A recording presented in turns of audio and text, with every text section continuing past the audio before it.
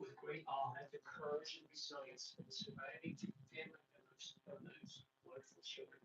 Fair use, fair use. I've listened also to the surviving roommates, both in person and through their friends, and I can't think of how, frankly, courageous they have been despite the hell that they have faced by uncaring people who have come up with all kinds of crazy theories about two kids simply being kids.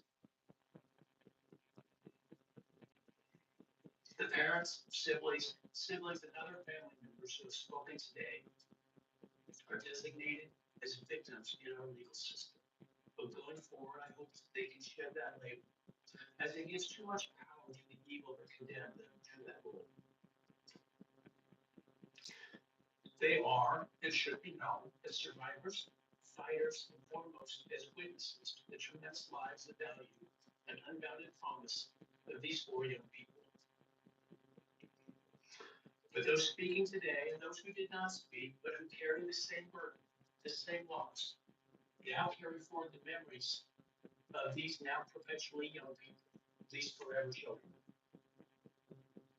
These survivors carry the responsibility of ensuring that the voices of these children, Maddie, Haley, Sienna, and Ethan, are never forgotten, and the positive impacts that they have had on so many lives are never minimized, and that the love they share, the light that they shine onto others is forever celebrated. As we sit here today, this case is ending. We are now certain who committed these unspeakable acts of evil, but we don't know, and what we may never know is why. I share the desire expressed by others to understand the why, but upon reflection, it seems to me, and this is just my own opinion, that by continuing to focus on why, we continue to give Mr. Kohberger relevance. We give him agency, we give him power. The need to know what is inherently not understandable makes us dependent upon the defendant to provide us with a reason, and that gives him the spotlight, the attention, and the power he appears to crave. Yet, even if I could force him to speak, which legally I cannot, how could anyone He's not ever going to be speak, sure y'all. what he speaks is the truth? Do we really believe, after all of this, he's capable of speaking the truth, Welcome in, or could welcome he have in. something of himself to help the very people whose lives he destroyed? Hit the like if you don't mind. Rather, I suspect the so-called self-serving and aggrandizing untruthful bits, leaving people wanting more information, more insight, Fair and use, fair thus use. enhancing even further the power he seeks to hold. He's getting ready to pass Even if I the could get sentence. truthful insight into Don't his tell us how mind, many years I he's going to be suspect it doing. would not in any way quench one's thirst for actually understanding why in the first instance. Because there is no reason for these crimes that could approach anything resembling rationality. No conceivable reason could make any sense. And in the end, the more we struggle to seek explanation for the unexplainable, the more we try to extract a reason, the more power and control we give to him. In my view, the time has now come to end Mr. Kohberger's 15 minutes of fame. It's time that he be consigned to Mm-mm. ignominy and isolation of perpetual incarceration.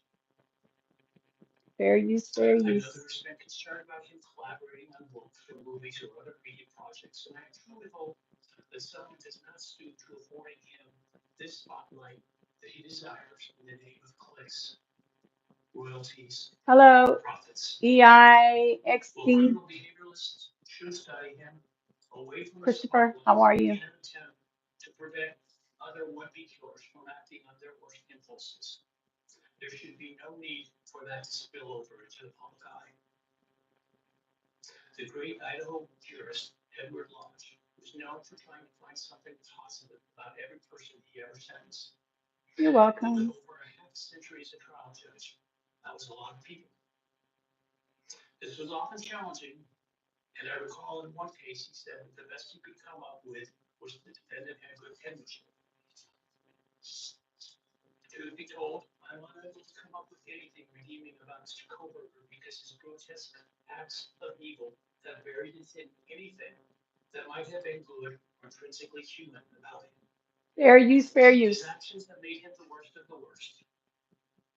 Even in pleading guilty, he's giving nothing hinting of remorse or redemption, nothing suggesting even a recognition or understanding, let alone regret for the pain that he has caused. And therefore, I will not attempt to speak about him further, other than to simply sentence him so that he is forever removed from civilized society. And accordingly, based upon his conduct and based upon the record before this court, recognizing the standards that govern this court's sentencing decisions as set forth in State v. Tewfield, I hereby sentence Mr. Kohberger as follows. On count 1, burglary, 10 years fixed, 0 years indeterminate.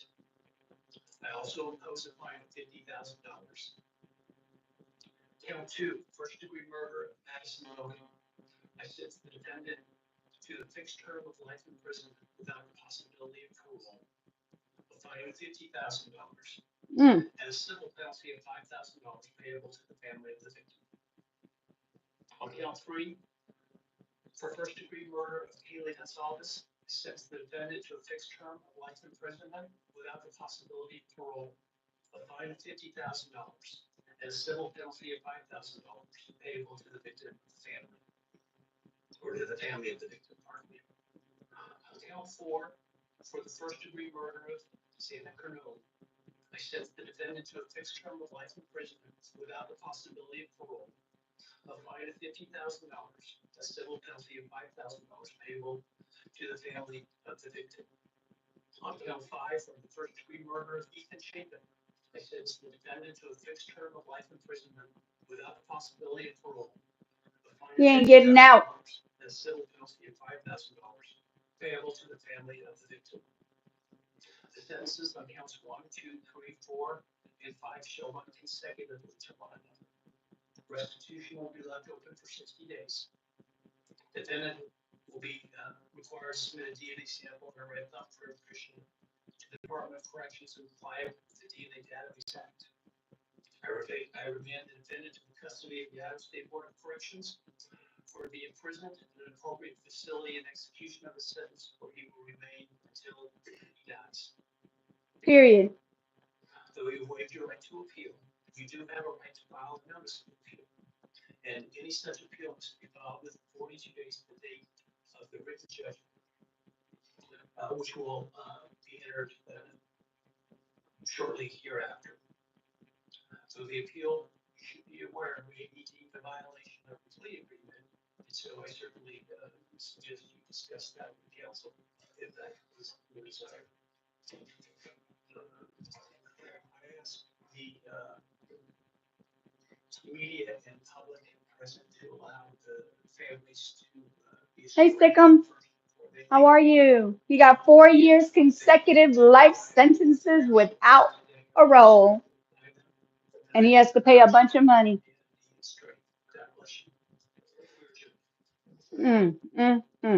Okay. Okay. That's it. He's getting life without parole, 4 consecutive life sentences for all 4 of the students. Thanks. Thank God. That judge was not playing, y'all. The judge was not playing.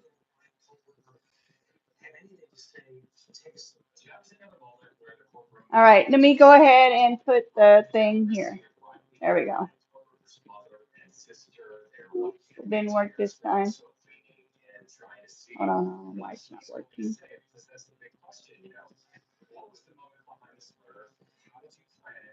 Yeah, we're not going to find out what the motive was or nothing because he would not speak, y'all. He would not speak. He did not talk to the judge about what he, what his motive was.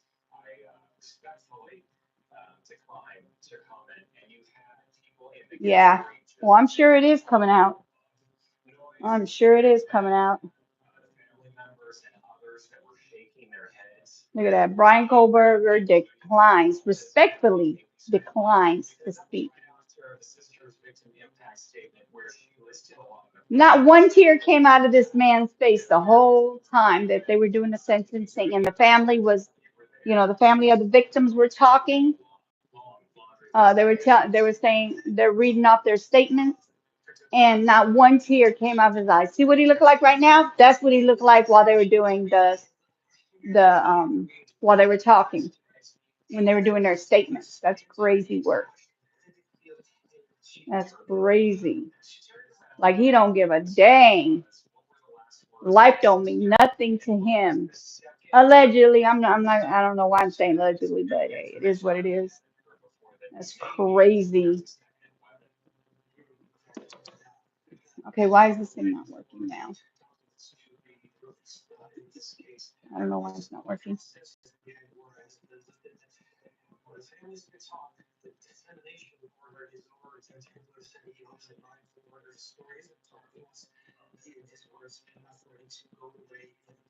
Like, so that's gonna be a remain. It's gonna remain a mystery of why he did it, what his motive was.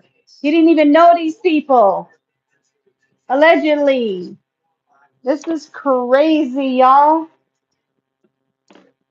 This is crazy. So the judge has stepped out. So that means this is over. He has 4 consecutive life sentences without parole. He ain't getting out at all. If he even makes it in there, I don't know. We'll see how that goes. All right, let me move it. I don't know why this thing's not working. It was working earlier, but it's not doing it now. That's similar to the series. When life was victims and those ones in the woods, some of them refused to tell law enforcement. Exactly. Bodies that were there located. Yeah, exactly. That's so true. That is so true. Let me take that off there. That is so doggone true. I don't know why it's not working. It was working earlier. Hold on, let me see something. So it doesn't let me flip it. Let's see. I don't know what happened. It did it earlier. It did it earlier. Anyway. So yeah, I'm about to get off now. They've already did the sentencing. Like I said, 4 consecutive life sentences without parole, and he has a lot of money he's got to pay out to all the families of the victim. That's crazy. That's a lot of money. I don't know where you're gonna get it from, but yeah, it's crazy. All right, you guys, thank you for coming through. I appreciate it. I just wanted to go live and talk about this real quick and show you guys what the sentencing is going to be. But I appreciate y'all coming through. And for those who are going to come through later, thank you as well. Please hit the like, please. Thank you. And subscribe if you don't mind, or if you don't want to, that's fine. But thank you for coming through. I appreciate it. Peace out. See ya. All right, you guys. Thank you for coming through. I appreciate it. All right. Hey, look, y'all ain't got to go home, but you got to get up out of here. See ya.